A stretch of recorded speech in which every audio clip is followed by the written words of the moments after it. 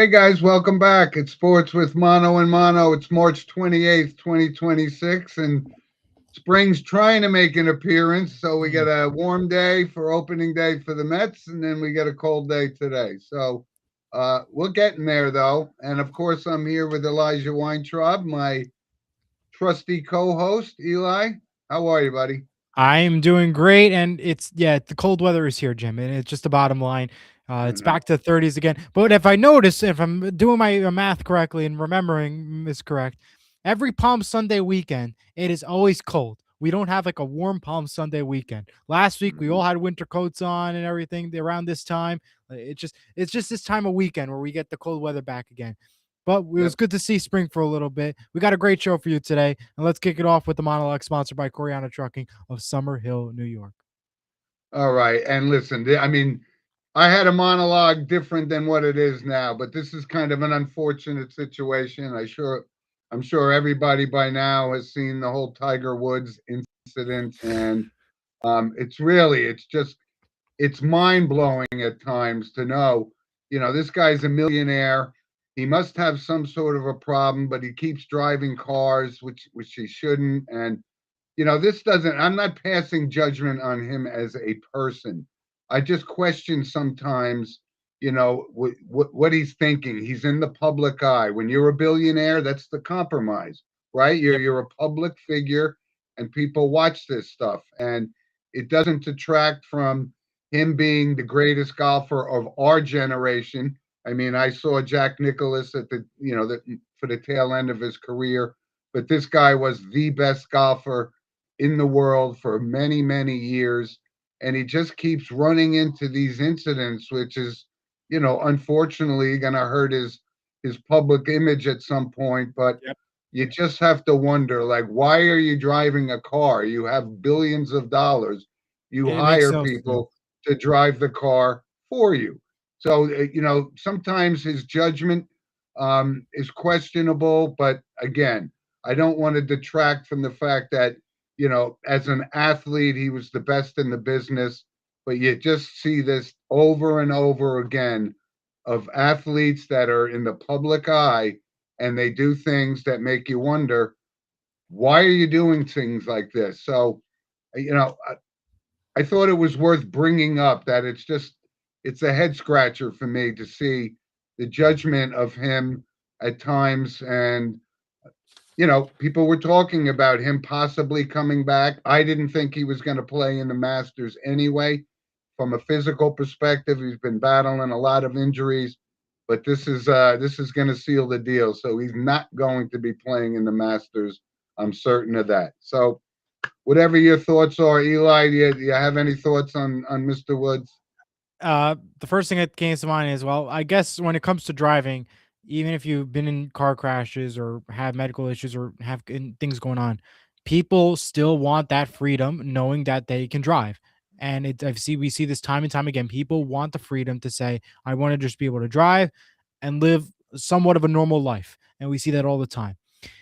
But in this case, though, this is incident after incident and making headline after headline, car crash after car crash, DUI after DUI. It's insane. This has to stop eventually. You got to know when to time to stop is. For Tiger Woods, it seems like there is no stopping. He just wants to continue being Tiger Woods. But this is just a message to all fans out there and everybody watching. Please, if you're going out partying or doing whatever you do, have somebody else drive you for the day. Don't drive. That's cool. Don't risk your life. Don't risk other people's lives. That's the message that we want to promote here. Don't drink and drive. And don't Yep. do anything, drugs like that, and go driving. Don't do anything like that. Just have somebody else drive you. Stay home. Call an Uber. Just don't drive. That's just a And just message. one last point, just to think, is this been a lifelong problem? I mean, could he have actually been better than being the greatest golfer in the world? I don't know. I don't know if it ever affected his golf game because he was that dominant. But Right. it's sometimes you wonder, could he have possibly broken Jack Nicklaus's record if he had his head screwed on straight? I don't know, but I it's don't know. just an unfortunate thing. And like I said, he's the best golfer of our generation, and Yeah. just a little disappointing to see it because you're in the public eye, And everything that you do is going to be in the public. That's how. Absolutely. It's just the bottom line. I Yep. want to bring up a couple comments real quick. First, we have Frankie who says it's so bizarre, billionaire, and he can't hire a personal driver. Now I agree with you, Jim. Doubt he'll ever play again. Jr. He adds he went to follow up from last week's show. He said the name of the TV show, The Lincoln Lawyer, is on Netflix. So if you're interested, check that out. That was a recommendation brought up last week, but now it's a Lincoln Yeah. Lawyer, the full title on Netflix. Thank you, Jr. for the Yep. recommendation. Yeah. Thanks for the comment too, Frankie. You're absolutely spot on. It's just crazy. It really is crazy. Yeah. But we have a lot of other stuff to We talk got to talk about, and about. And you know what the time it so is, Jim? It's time for the madness to continue on, March Madness. And last night, we said goodbye to St. John's as they got defeated by Duke last night. Duke moves on to play UConn, and the Elite Eight is now set for today. What are your thoughts? well, listen. First and foremost, St. John's was in that game for the whole time, but their outside shooting was their downfall again. And they beat Kansas, but they didn't shoot the ball well. But I give them all the credit in the world. I give Patino credit for being a great coach, but they just could not hit the shots when it Nope. mattered. And the kid Darling, who made the buzzer beater last week, just an awful 3-point shooter, and that cost them in the game. I said before the game, I had some conversations with guys that if Mitchell could have scored 20 or more points, St. John's could have won that game. But he Oh, wasn't yeah. as big a factor as he was against Kansas. But you know what? St. John's, I think, kind of overachieved, and it really was great to see them back in the fold. And like I said, I give a lot of credit. This kid, um, Ejiofor is a great player. I think he's going to be an excellent NBA player. But when you're running up against Duke and Caleb Foster comes off with a broken foot and Right. he dominates, and it was really great to see John Shire and the emotion that he felt. You know, the cohesiveness of that Duke team, and they're the number one seed in the tournament for a reason. And it was a great game. And you're right, we're down to the Elite Eight, and let's take us Yeah. through who are the teams that are left standing Before here. I get to the Elite Eight, I want to just talk about Florida last week. That Florida Iowa game, I was watching it. That game was on TBS. How Mhm. do you have 5 seconds left in the clock? I did plenty of time, by the way. It was like 7 or 5 seconds. I can't remember the exact. The point is, they have time on the clock, and you don't take a shot. How do you not take a shot? How do you not take a shot? Frustrating. And that's why Florida's out. That's why they're not going to the Final Four. That is why they're out. It was so frustrating to watch after watching so many other great games that day, and then going home, seeing that game, and it's like, how a team like Florida in that shot, you don't even make a shot in the final seconds when you could have had a run and made it for the run. Ooh, Yeah. frustrating. So Yeah, frustrating. during this whole March Madness, though, we see things like that. Like, how about the mistake Nebraska made with having only 4 guys on the court in the last 2 minutes of the game? I mean, that's inexcusable. I mean, it's hard to believe that even happened. I've never seen it happen before in college basketball or in basketball in general. And that cost Nebraska probably a trip to the Elite Eight. So, um, yeah, a lot of great games. And when we use the term madness, it's so exciting, and it really does um, elevate some guys and expose other guys that, when the big moment is there, you got to come through. And let's go down. So let's talk about the Elite Yeah, Eight. go ahead. So we got Duke and UConn coming up next. And, I don't think a lot of people believed in UConn. I thought there was a possibility because, when they lost to Georgetown near the end of the regular season, you go, wait a minute, Yep. this team is not the UConn that we're accustomed Right. to. But they came out and they played well, and they're going to face Duke in one of the Elite Eight games. And I think one of the best teams that's still standing is Arizona. And Absolutely. they've been dominant. They've been really dominant. And I think, they're going to go up against Purdue. And That's an Purdue's interesting trying, game. Yeah, and Purdue's Because kind of a Purdue's been surprise surprising team. us. I was just gonna say that they've been surprising a lot. I mean, I didn't expect them to make this kind of a run, but here we are. Yep. Um, and then the other side of the bracket, Michigan, Tennessee. Michigan's been looking really good. I'm curious to see what Michigan has to do in the Elite Eight. I think they can make a run for the money. And then Iowa, Illinois, that's an interesting matchup to me. I don't think I've expected to see those two in an Elite Eight matchup, but here we are. I know. And I've had a lot of conversations with people that Illinois may be the most underrated team remaining in this Elite Eight. Yes. And, they're a formidable team. And And Iowa they had a is, great win last week, Houston. yeah. I mean, from a Final Four perspective, the only one I have left is Michigan. Yeah. For my other Because bracket, I did Michigan and Arizona. That's what yeah, I got on my other paper bracket, not the one we did on our show. But yeah, that's I right. want to You get got to Duke and, 2 comments, and then I'm going to go to Bill, who's calling in. I'm going to I start with know. Frankie. He says it's also wasn't even alcohol. Back to the Tiger Woods incident. He blew 0.0 on the breathalyzer. Must have been drugs. Likely that's probably it. And Yep, JR that's says, pretty. what do you go ahead, Jim? Yeah, I was just, that's exactly right. He blew a 0.0, but yeah, there's something.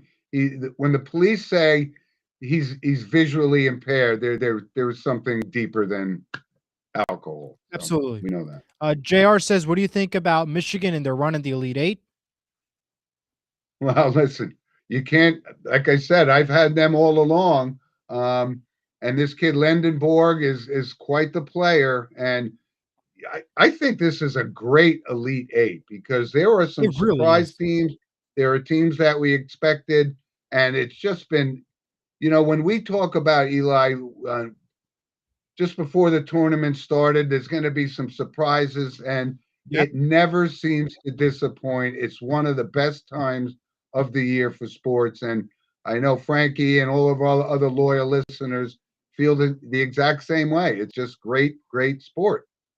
And Brendan's comment he wants to add before I get to Bill, has the NIL killed Cinderellas? Notice we were talking about the Power Four. And I'm going to add to that. I don't think it necessarily killed this just yet. I mean, we had a pretty decent amount of upsets, quote unquote, in the second round, heading into the second round. Yes, not into the Sweet 16 Elite Eight, but into the second round, we had some upsets. There was definitely a lot of surprise upsets. I mean, look, for example, High Point versus Wisconsin. We had High Point in the second round. Nobody expected that one to happen. Yeah. One of the just small examples, VCU beating North Carolina. Again, another upset nobody saw coming. I think that upsets and Cinderella stories are going to still happen. Won't be as strong and make a run like we see like St. Peter's a couple years ago, but it's still pretty exciting that we're still getting some type of upsets. Not as like what we had before, but it's still something. Yeah, I think I see Brendan's point because a couple of years ago we had Florida Atlantic that was never on the map, and they came down and they ended up making the Final Four of all things. So yeah, that's a good point, Brendan. That maybe these smaller schools can't compete, obviously, on the bigger level with these other guys with the nil budget, but as exciting, to Eli's point, there's the high points, and there's always somebody in there that That's gives going a to bring the surprise. upset. And it was just so far, a great, great tournament. Great. Yeah. I'm going to bring in now Bill Hathaway, who's calling in. Good morning, Bill. How's it going? Good morning, man. Early, late night watching March Madness, of course, man. Yeah. But How it was you, a great. Hey, Jim, how you doing? Speaking of St. John's, tough loss last night. Yep. They actually the game was changed in the second half. They were trying too many threes that wasn't going in. They had great shooting in the first half. It was an awesome game. Kudos to St. John's and Patino. But you got to give Duke credit. Cab, the young guy that had the injury, coming into this game. Yeah, Foster. He played a great game. It was awesome. So back to some women's basketball. Yes, please. UConn beat North Carolina 63-42. New Jersey can't be native. beat, Phil. They can't be beat. Hey, man, listen. You never know, though. You never know what it's I know. I'm saying it, but I'm going to go on record. You never You never know with a tough Notre Dame team that held it. Hugado had 31 points, You 11 know, rebounds, 10 steals. Yeah. They beat Vandy 67-64. UCLA beat Minnesota Minnesota. 80-56. Linda Betts, her and her program 80-56. yeah. Michigan, like you were talking about, Jim, beat Alabama 90-77. Today's game is Arizona Purdue. That can go any way. Illinois Iowa. That game can go any That's on the way. men's side, by the way. Yeah, on the men's side. On the women's side today, you got a Michigan, truckload of Texas. NC. For Yeah, Elite Eight. Well, Bill, truckload. Bill, let Okay. me just say one thing, because I know you're a St. John's guy. I am too. And Oh no. No. I'm a He's a Seton Seton Hall Hall guy. guy. I'm a Seton, not a I St. get it. John's guy. I know, But in terms of covering, yes. but Covering. you've been Yeah, following them very it's not covering closely. the And team. unfortunate thing is, I do understand it, but like I said, I kind of have a fondness for St. John's. My nephew was a Big East catcher, Yep. all Big East I catcher believe it. there. So, Yep. and there's a lot of Yep. ties with St. John's and Niagara. So I watched them very closely, but I was so surprised that they put this kid Darling who can't shoot a 3-point. I mean, when he missed bad, and he was the kid Yeah, that made the exactly. buzzer Yeah. beater layup. So give him That was credit for it. You that. know But what? I totally agree with you. That last play of that game, who sets it up like that? I mean, come on, Darling. He got that lucky shot in the last game. You can't be lucky. He went all the way from the air to the ground last night for Darling. well, Last I three think pointer. I think Rick Pitino had given them instructions, and that was the last person he was going to say is going to take that shot. So things must have, maybe it was the defense of Duke that changed or altered, the plan, but they put him in a position to make that shot, and it wasn't even close. But I'm not a big Rick Pitino fan personally, but as a Okay. coach, he's outstanding. And Oh, it was, he's a you know great what? coach. He's a great Yeah, coach. and Bill, what's so great about March Madness is when you saw the emotion on John Shire from Duke. I mean, that is Yep. what, that's the tradition of college basketball that, Basketball. Yep. we're going to miss going forward with all the nil things because the guys are one and done, and you can't build Yep. a team like they did with the Grant Hills and the Bobby Hurleys, back in the 90s. But it college basketball is such an exciting time, and March Madness didn't disappoint. So I thank you very much, Bill, for all your calling in and your support of college basketball. And I want to give you credit for your reporting. I see your stuff on Facebook and all that kind of stuff. So we pay attention to you, my friend, and thank you for Okay. being part of our show. No problem. So I'm just gonna finish out women's side today. Texas and Kentucky, South Carolina versus Oklahoma, Michigan versus Louisville, TCU versus Virginia. Those games should go, Really good on games. good games and everything. And let me finish my favorite one, Eli. You know where I'm going No today. Pokemon cards. No Pokemon cards for St. John's No last night. St. John's. No Pokemon. Not tonight. All Not yet. right, Last Bill. night. No. I have a good one. See Enjoy ya. the day. I'll Thanks. talk to you guys soon. Thanks, Bill. All Go right, find bye-bye. those cards. Bye-bye. All right. Always Bye-bye. appreciate your insight, buddy. Thank you. Bye-bye. All right, well, Eli. So Before we so move the on- stage is set, and there's a couple other points I wanted to make up, and this was kind of big news. And one of my buddies, Kenny, who I brought up last week, I term as the professor because he really knows his stuff. And him and I talked about it, Hubert Davis getting fired at North Carolina. And, they always keep it in the family sort of thing. And, but he had to take the rap for that VCU loss. And, but you know what? I don't know who the candidate will be. We've talked about it. Some of the guys that could be considered is maybe Billy Donovan or Possibly. somebody like let's see, who else? Tommy Lloyd or whatever. I mean, but this is one of the most storied college basketball It really is. programs there is, and I hope they get it right because I kind of do miss seeing North Carolina in the Elite Eight and so forth. So It's different. It's not right. It's different. That's the yeah, bottom line. The other big coaching names too that were out there. Syracuse names Gary McNamara as their head coach. That was the former Siena head coach. He moves well, there. first let me mention this because I brought that up on the show last week. I said that would be the logical choice for And it Syracuse, was. and it was, and they finally got it right, and I think that's a great thing. So I'm going to give myself half a pat on the back because I Okay, I'll brought give you that half a up pat 2 on the weeks back. Yep. ago. You know, hmm I, Other names: USF names Chris Mack head coach. Butler names Ronald Norwood head coach, and Providence names Brian Hodgson head coach. I was the one thing I was surprised about Providence is that they didn't make a run for Billy Donovan. I don't know that he's happy in the NBA. He was successful. He won 2 championships with Florida.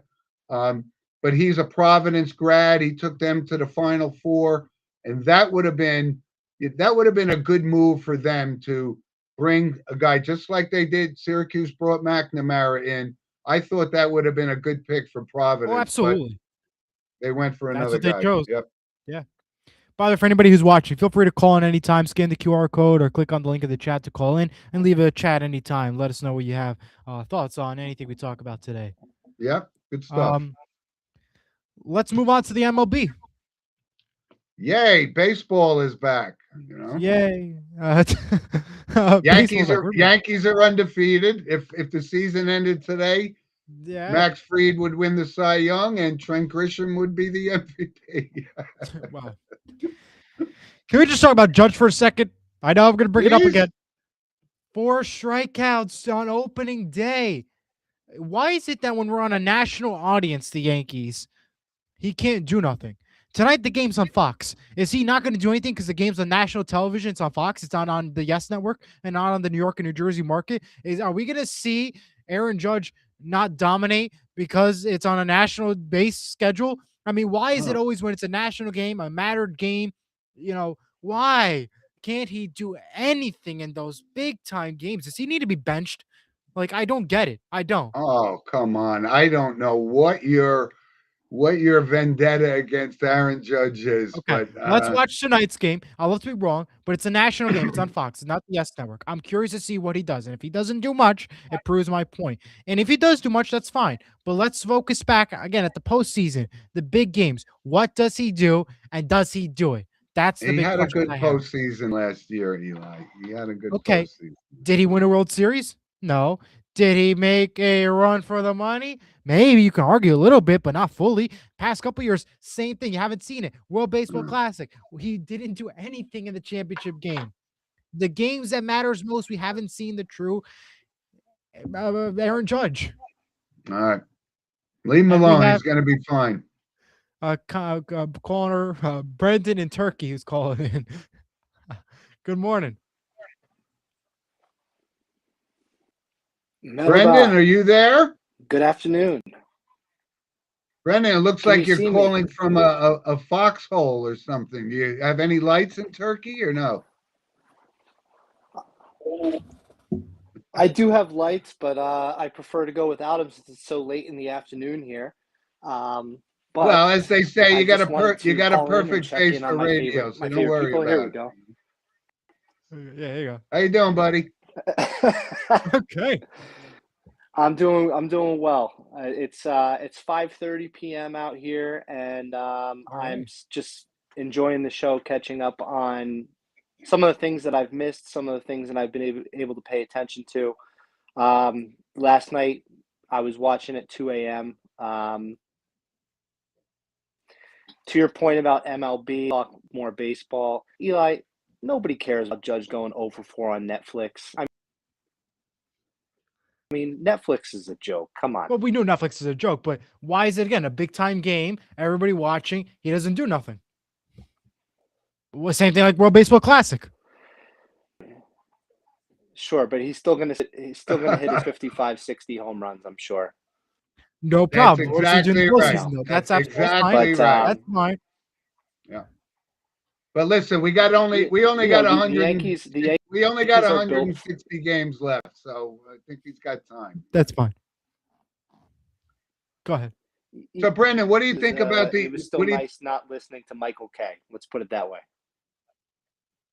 Okay. Well, that was a terrible, terrible production by Netflix on all accounts. But it was really they paid that money to carry that game so they can promote Netflix. And so they shouldn't be in the Exactly. business. You saw the big difference between the Mets broadcast on NBC, which was outstanding, by the way, and Phenomenal. Netflix. It's just a And you know great what thing. Netflix did the day after, right? They raised their prices. They were smart. Yeah. Listen, I wanted to ask you. So, a Brendan, question. give me a tough right now. Go ahead. March Madness. I understand Eli's point about the Cinderella, having a couple upsets, but these are 9 versus 8 games. We're not looking at teams making sagas of the years past, going deep into or like when they went away, I believe, to the Final Four. We're not going to see that anymore in the NIL era. Florida Atlantic. Yeah. That's my take. Florida Atlantic. So that's just my take on March Madness. I'm excited for baseball. Me too. Go ahead. Go talk about baseball. Go ahead. Take on the Red Sox. Wanted to get your take on the Red Sox. I do have a take on the Red Sox. I discussed this in detail yesterday with a Boston Red Sox fan, my friend named Sean. And, when I saw they came out, and you know how I feel about sports betting and odds and all this nonsense, but they had the Yankees as the second best team to win the World Series besides the Dodgers. And I said, what about the Red Sox? They got this kid, Anthony, who's going to be a superstar. They got one of the best pitchers in Major League Baseball in Crochet. Yep. I mean, they really have turned things around, and they're going to be a tough out for the Yankees going down the stretch. So that's an underrated team, and not the people like us. I think they're. Right. I don't want to say in rebuilding mode. I think they're going to give teams a lot of trouble with their offense. That being said, I take on the Red Sox. No, they don't. They don't. But could we see a Yankees Red Sox October? I think we could see a Yankees Red Sox October. I really do. That would be outstanding. That would be, and in that case, recapturing our youth, right? In that case, see what these teams do on July 31st, because with the extra wild card, you're not getting these teams making aggressive trades the way that they used to. I don't know who would be available at the break this year. I'm thinking maybe like, Severino signed a contract with the Athletics last year for a large number. Maybe he could be on the move, and maybe he's the prize. But we'll see if the Red Sox get another arm in the bullpen. I agree. I think we could be looking at a Yankees Red Sox October. I think one of the most intriguing teams, Brent. Let me just say before you go, one of the most intriguing teams that I see is the Detroit Tigers and the situation with Skubal, right?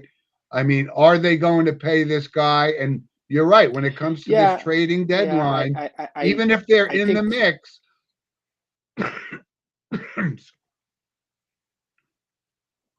I could see where you're going with Detroit too. Very, very intriguing. Yeah, I could see that. But hopefully for the sake of us, it's Red Sox and Yankees.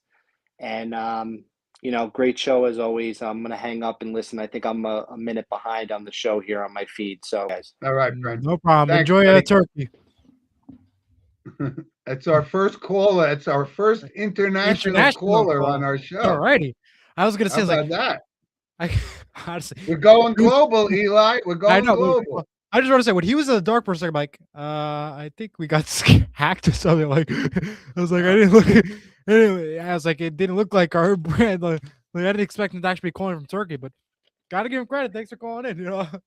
Appreciate Absolutely. it. Bill's got a couple comments. MLB is just trying to get the ratings. Yeah, they're trying to get the ratings, but they got like 10,000 TV partners. So that's why. Yeah. But it's not working out. They've all subscription paid stuff. Bill also says Duke versus Connecticut will be one of classic games on Sunday. Oh, can't wait for that. I can't wait for that. And JR says, what are your thoughts on the Washington Nationals and their opening day win against the Cubs?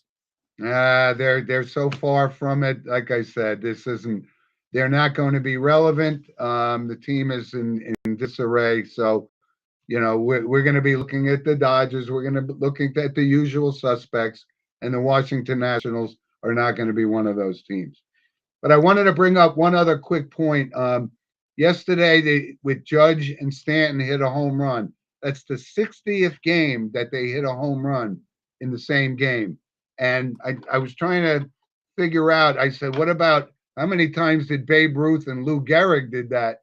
And they did it a little bit more than Judge and Stanton. But from a Major League Baseball history perspective, Eddie Matthews and Hank Aaron hit back-to-back homers always. McCovey and Mays, same game. Williams and Santo for the Cubs. Duke Snyder and Gil Hodges. So that's kind of a fun fact. But when you see these two guys hit home runs in the same game, I immediately think of Ruth and Gehrig. Absolutely. Well, let's go ahead. I'm going to move to the NHL. Let's go talk some NHL hockey. Talk to us. Well, we know the Rangers got eliminated this week from the playoffs, as well as the Vancouver Canucks. The Dallas Stars and the Avalanche become the first two teams to secure the spot in the playoffs.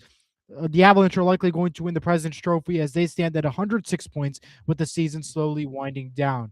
Some positive, exciting stuff from the NHL this week. Alex Ovechkin now has the fourth most hat tricks in NHL history, plus 1,000 career goals. So congrats to Alex Ovechkin. And Paul Maurice becomes the second coach to coach more than 2,000 games. So congrats to him on that. That's an interesting fact because I remember when Paul Maurice came in, he was like the youngest coach in the league, and I can't believe how many years has gone by that he's now coached 2,000 games. It's amazing. It's pretty crazy, isn't it? Any other points for NHL before we move on? Well, I just want to give like I said, the whole thing with the playoffs coming down the road, the Rangers were officially eliminated. What a disastrous season that it's been. But I know, the Devils are they out or not out? Because I know not yet, but we will be out. Right, but Frankie's a big Devils fan now, and he's really into hockey. And the playoffs are coming, which that's when hockey starts to kick into gear. So absolutely. Regular season doesn't mean a heck of a lot. I know. Well, I'm going to go now to the NBA real quick, and then we'll go talk some NFL football briefly. In the NBA, we are heading into playoff mode. The Pistons, the Thunder, and the Spurs all clinch a spot in the playoffs. In the Western Conference, though, the 10 teams are officially, quote-unquote, in, even though they're not in. The play-in tournament was also a thing for the top for 7 to 10 seeds, and they're all locked in, 1 to 10. They're all guaranteed either the play-in or the playoffs, as we already have 5 teams eliminated on the West Coast side. So it's pretty much all said and done. They just have to officially say we're in for this spot and that spot, but they're in nonetheless. On the East Coast side of things, the Milwaukee Bucks could face elimination within the upcoming days, and then their bracket set. The Knicks are going to be in the playoffs. The question is, will they stand in the second place spot or the third place spot? They dropped down to third this week. 48 and 26 is where they stand. Boston's ahead of them at 49 and 24 overall records. So exciting stuff in the NBA. Yeah. I think Boston's one of the biggest surprises of the year when Jason Tatum went out. But that puts that I got a point that I wanted to make because there's a lot of discussion about who's going to be the MVP in the NBA. And obviously it really comes down to, 4 or 5 guys. SGA, of course, two-time MVP. Um, Wembenyama, who I think is going to be the best player in basketball for the next 10 years. Yep. But he'll get his time. I don't think it's going to be this year. And of course, you got Jokic. But when we talked about the Celtics, Jaylen Brown, this guy has absolutely carried Boston up back out of the doldrums, back up to the second seed in the East, and he needs some consideration. So, and of course, you have Jokic, who, you know, you can't deny the guy. He puts up a triple double every night. So, yeah, the NBA is it's winding down. I think there's maybe 2 more weeks left in the regular season, right, Eli? Yes, that's right. Yeah. Something like that. But we do have a couple comments I want to get to. Just read them now. JR says, Detroit Red Wings, what's your thoughts on them and whether they will make the playoffs? I'm going to say they missed the playoffs. They're standing at 86 points. They're technically almost last of the 80-point teams. Philadelphia stands right behind them. I think they're just going to miss the playoffs this year. I think it's a good run, but I think they're going to miss the playoffs. Yeah, and this is kind of a kind of when you talk about the NHL. I mean, for years and years and years, the Detroit Red Wings were always there, but they haven't been in the mix in quite a long time. And I don't think this is the year they're going to surprise anybody by going deep into the playoffs. We have a new comment from Ted Giandana, who says, shout out to Bosco Boy and Pearl River native Drew Fortescue with an assist in the NHL Ranger debut at MSG last night. Yes. You know what? I actually, Teddy had that on my list because I discussed it yesterday with Frankie, another loyal listener, who's a Bosco guy. And yeah, Drew Franesco, Boston College guy, Don Bosco guy, and he's going to play with the Rangers. That's awesome. That's awesome. And last one from JR. I have the Spurs winning in the NBA championship this year, them or the Pistons. Both good picks. We'll make those picks for us in a couple more weeks as season winds down. Well, the thing with the Pistons, it's all going to depend on whether this Cade Cunningham is more injured than they're letting on. Because I said, as the Pistons go, or as he goes, the Pistons go. That's a big loss for them. So that could alter the Eastern Conference playoff picture, sure. Brandon says, the NBA, Adam Silver, the only guy who can make Rob Manfred look competent. I know. You guys know my feelings on the NBA. I know you. We know it. I love the talent, but I don't love the product. I know you got some points in the NFL, so I'm going to get to that because we are running a little late. So go ahead. Okay. Mm-hmm. Well, Jackson Smith-Njigba became the highest paid wide receiver in the history of the sport. And we know, obviously, that this is going to continue. There's always going to be somebody gets a bigger contract. It's nonstop, but the NFL has so much money that they can pay these guys. But that was one note. And, you know, this kind of drives me crazy with these old-time guys like Joe Flacco. I mean, we've been watching Joe Flacco for the past 4 years, and he has, of course, he's a Super Bowl winning quarterback, but he's 41 years old. I mean, is there not any young guys that can fill in? I mean, crazy. Bottom line, got a great agent. I'll give him that. Let me tell you, and he's still playing. He's still making money. Good for him. But he's traveling a lot. The one other note I have from the NFL. The NFL announced this week that opening day will officially be on Wednesday, the 9th of September, with the Seahawks having the home opener, TBD on the opponent. That game remains on NBC at 8:20.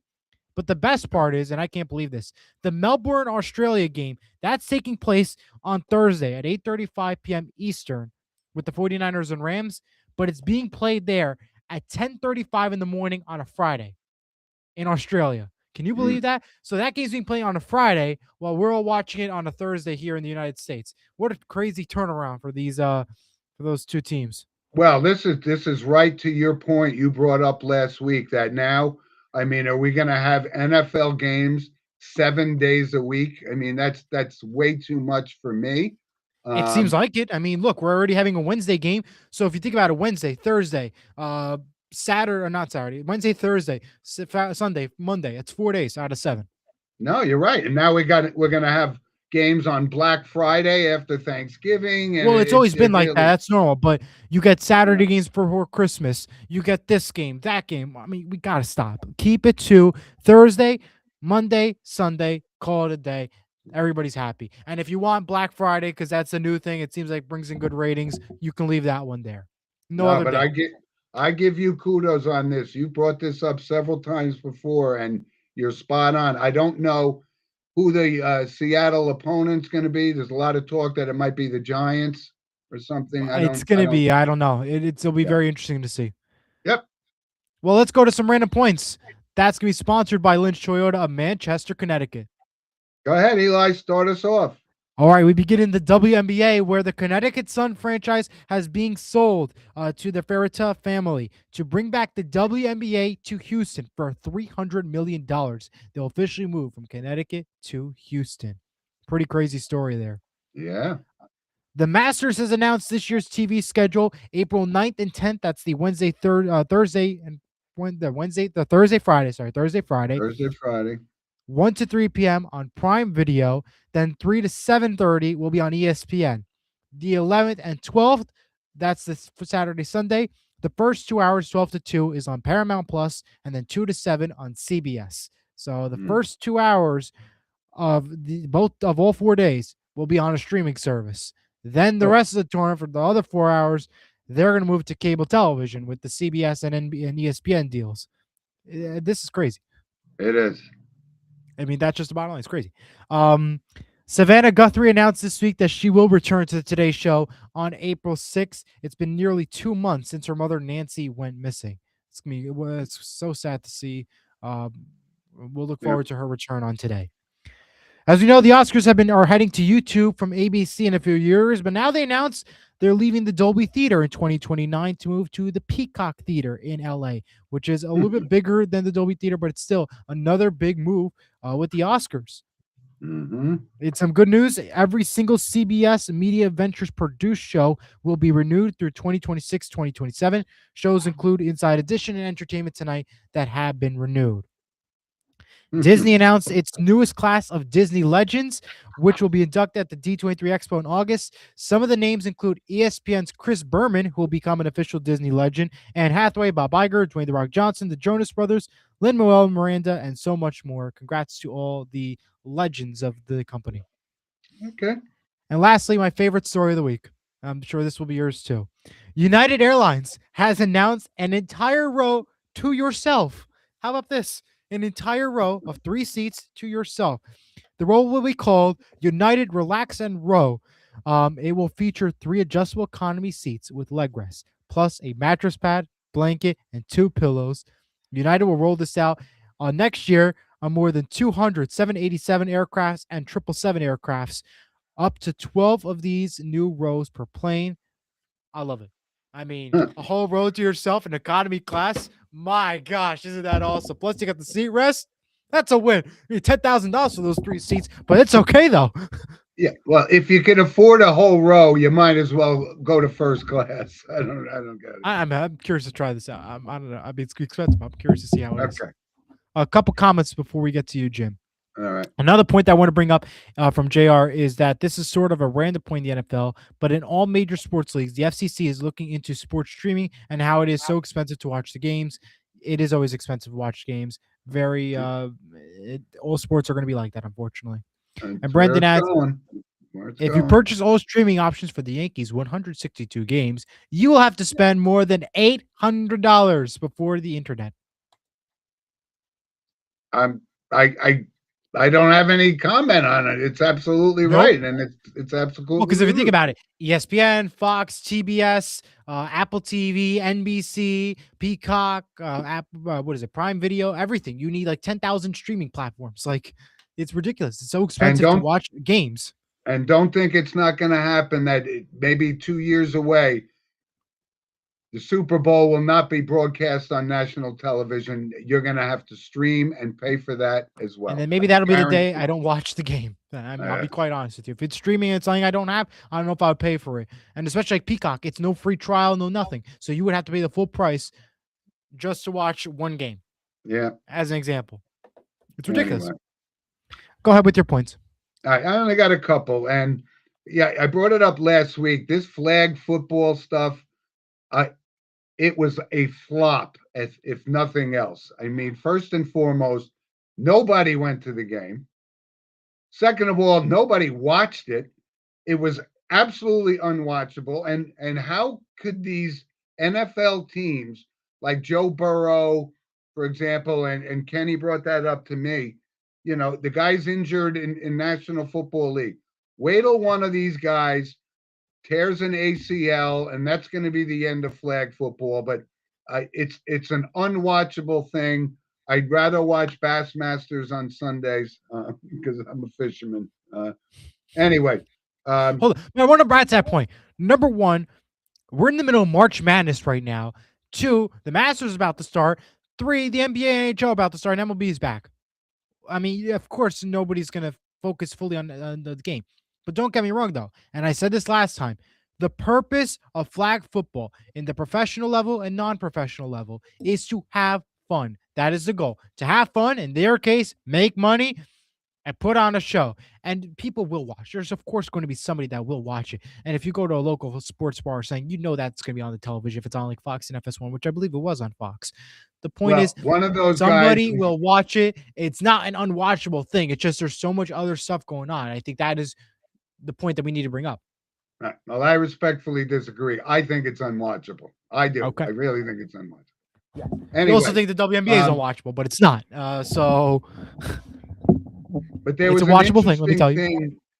It was an interesting thing that this Cam Scatterbo, I can't understand. He loves to get in the mix. He loves this publicity. He's going to be a great player if he comes back from a devastating injury. But his comments about CTE were very interesting, and this is no joke. We all aware that CTE is very, very real, and not just in the NFL. I mean, you see it in hockey. It's contact sport. We see it in boxing. But he's got to be careful to make light of something so serious where there's so many NFL guys. I think about guys like Tony Dorsett and Earl Campbell and, the junior Seaus. It's no joke. So, pick and choose, Cam. You're going to be in New York. Everybody's going to scrutinize everything you say, but this is no joke. And like I said, it's nothing to kid around about. And one last thing. It's not something to get around, but you got to keep in mind, this days with social media, you're trying to get money off of anything. He's known for doing like these, like I think he does Twitch or something like that. Yeah, but he's on social media. He does stuff. You don't want to ever mess with CT, but that's his landscape, I guess. I don't know. I mean, that's just, I guess. I know. Don't talk about it, but just don't be surprised. He's saying some stuff. Again, he's got pasta. He's got a podcast. He's got social media stuff. He's going to do his thing. That's the point. Like, I know, but there's enough to talk about instead of making fun of CTE, because it's a real problem. I agree. There's absolutely something else to talk about. I completely agree with you, but I'm not surprised he's going to be saying some stuff because, again, that's just the type of person he is, and that's just the type of landscape that he promotes on his shows and podcasts. I got you. Okay. And I got one last thing is this Caleb Williams is trying to copyright the term Iceman. And it's funny because I don't know how many people listening to the show. I know one, Kenny knows, who was originally termed the Iceman, and that was George Gervin from the NBA. So he came out and said, hey, that's already been taken, my friend. Go get yourself another nickname, because he's not the Iceman. Caleb Williams hasn't done anything in this league like George Gervin did in the NBA. So anyways, random point. I'm done. Well, now it's time for What's Your Recommendation? The photo segment sponsored by Vital Selection. Scan the QR code to learn more. My recommendation this week, in honor of Easter coming up, my recommendation is going to be the movie Hop. It's the Easter movie, debuted back in 2011. You can watch it on HBO Max and Prime Video. Good holiday movie for the time. Yeah. All right. What's your pick? Well, I do have one, and it came as a recommendation from a friend of mine. I'm a Jeff Bridges fan, and we watched this movie called Arlington Road, which I had never seen. It was a Yep. recommendation from one of our loyal listeners, Kenny, and it's an excellent movie. Mm. I mean, the guy's a great actor. I had never seen it before, surprisingly so, but it was really a good thriller movie, and I would recommend you watch it. It's a good Brendan movie. adds, Dart and Scatterbo are exciting, but they need to calm down on and off the field. Agreed 100%. Here is the photo for the week. And this is because, Eli, this is the Van Allen House jersey where I grew up. And I put this up because this is the 250th anniversary of our country. And George Washington stayed in that house on a couple of occasions. So, you know, the North Jersey area and New Jersey in general, very rich in why History. we're even celebrating our 250th birthday for our country. Absolutely. Great pick. And I don't have any photos, but I do want to shout out this week I had the opportunity to anchor and host Hall Zone this week for Scene Hall TV. You could check that out, the full video on YouTube. I also posted some clips on my Instagram and Facebook at Weintraub Elijah and at Elijah Weintraub. So check that out on Facebook and Instagram. It was an honor as always, and check it out on YouTube. I want to give you props, my partner, because I did watch it.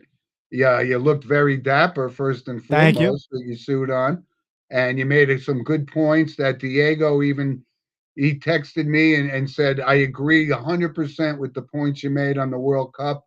You did a great job, and you know, don't forget your partner when you hit the big time, my friend. That's all. Will do. Thank you as always. We do have some notable passings to report. Before we do that, JR said his birthday was on March 25th, so happy belated birthday. Hey, happy birthday, young man. Yes. All righty. Notable passings. I have two of them. I'll start that off real quick. Yep. All right, here we go.